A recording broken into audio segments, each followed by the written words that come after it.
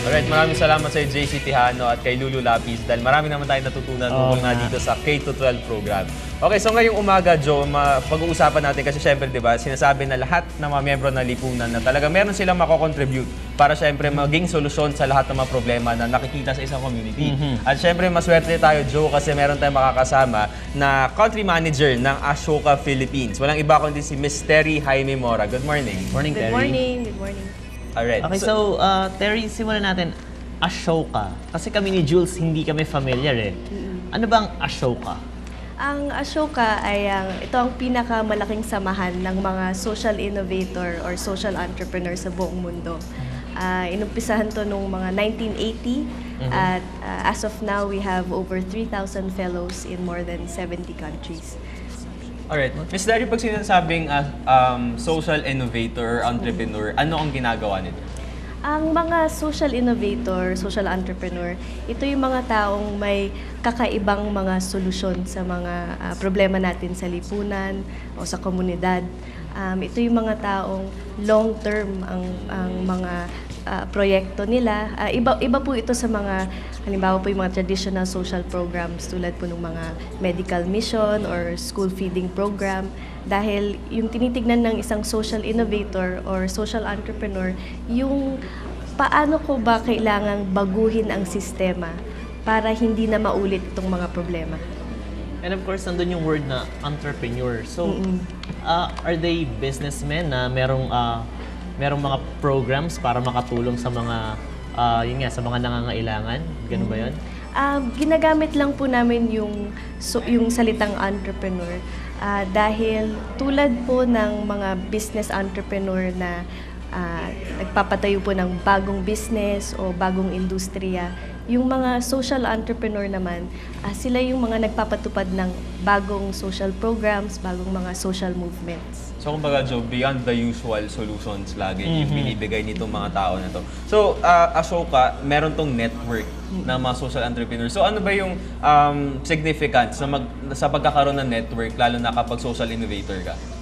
Napaka-importante po ng pagkakaroon ng network sa ganitong trabaho kasi pag ikaw ay isang social innovator at medyo kakaiba yung pagtingin mo sa isang problema sa lipunan at hindi pangkaraniwan yung mga proyekto na iminumungkahi mo, konti lang talaga yung nakakaintindi sa ginagawa mo. Kaya sa Ashoka, ito ay isang safe space, isang community para sa mga social innovators. So kahit saan ka pumunta sa mundo, may Ashoka Fellow na makakatulong sa'yo at pwede kayong magkaroon ng collaboration. So, sorry, curious lang. How do you establish your network? Marami kaming, kasi meron kaming mga nominator network at hindi lang social innovators yung kasama dito sa global community ng Ashoka. Mayroon din kaming mga business entrepreneurs, mga academics, mga media, journalists na handang tumulong sa mga social innovators natin. Okay. So, Ms. Terry, kunwari may mga boss tayo na interested na gumawa ng social solutions, of course, doon sa community nila. Paano po ba sila makakapag-ugnayan sa inyo na interested sila tumulong pero hindi nila alam kung paano simulan do? At kailangan nila na network. Paano sila makaka-directly communicate with you guys? Pwede pong pumunta dun sa aming website sa philippines.ashoka.org kasi marami po dong mga, at makikita po nila yung iba't ibang profiles ng mga Ashoka Fellow na ngayon sa buong mundo. Pwede nilang tignan doon kung ano yung iba't ibang mga programa, mga new approach, new ideas na nagawa na ng mga Ashoka Fellows. At pwede rin silang mag-self-nominate kung nakaumpisa na po sila ng mga proyekto nila. Pwede silang mag-nominate sa amin upang makasali doon sa Ashoka Fellowship. And Ashoka, established na siya siguro, especially globally. So kung merong, yun nga, mention ni Jules, kung merong gustong magsimula, pwede ba kayo mag-provide ng mga case studies or mga documents ninyo, syempre from your past experience para matulungan yung mga bagong social entrepreneurs?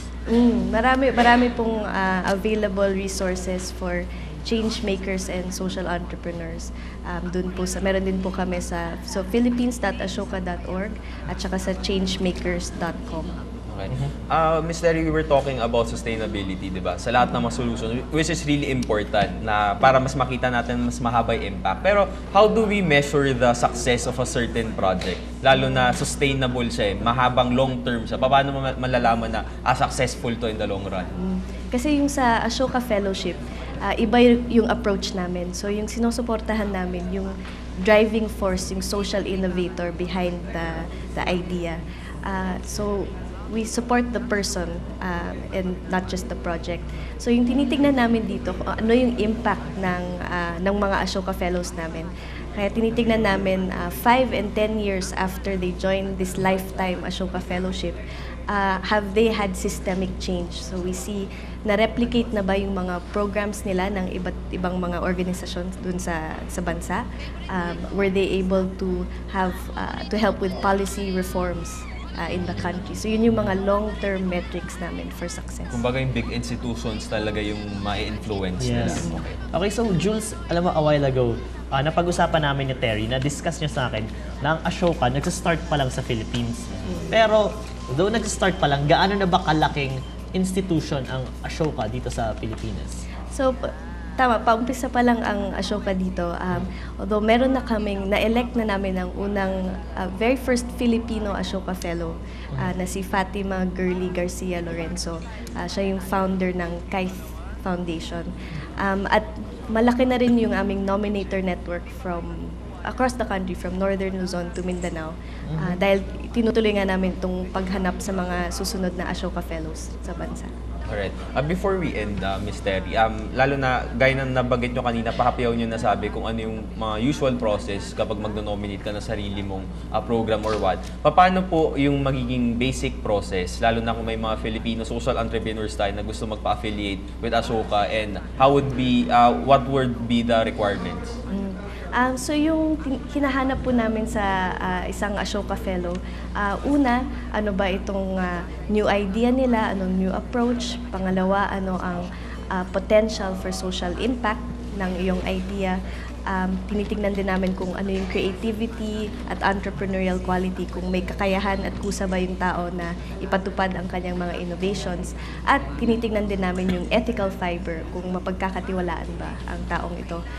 Madali lang ang process. So, to nominate or self-nominate, just go to philippines.ashoka.org. And ano-ano ba mga future plans ng Ashoka dito sa Philippines? Itutuloy talaga namin yung paghanap sa mga Ashoka Fellows sa Philippines, at gusto naming suportahan ang mga local change makers natin, lalo-lalo na po yung mga nasa labas ng Maynila o NCR. So tinitingnan namin yung kung sino ba ang mga change makers sa Northern Luzon, Visayas at Mindanao. Alright, Ms. Terry, sa pagtatapos ng interview natin, siguro parang dagdag inspiration na rin sa mga boss natin. Ano po ba yung mga examples ng itong mga programs na na-nominate na nga dito sa Ashoka na patuloy na na-implement na yun sa iba't ibang panig ng bansa or ng mundo? Yung, I think, best example po ay yung fellow namin ngayon na si Girly Lorenzo. So siya po, yung pinapatupad po niya ngayon ang first national system, psychosocial support system for children with cancer and other chronic illnesses in our public hospitals. Alright, so ano po yung naging dito, innovation dun sa usual na pagtugon dito sa problema na nun? Yung simple lang kasi yung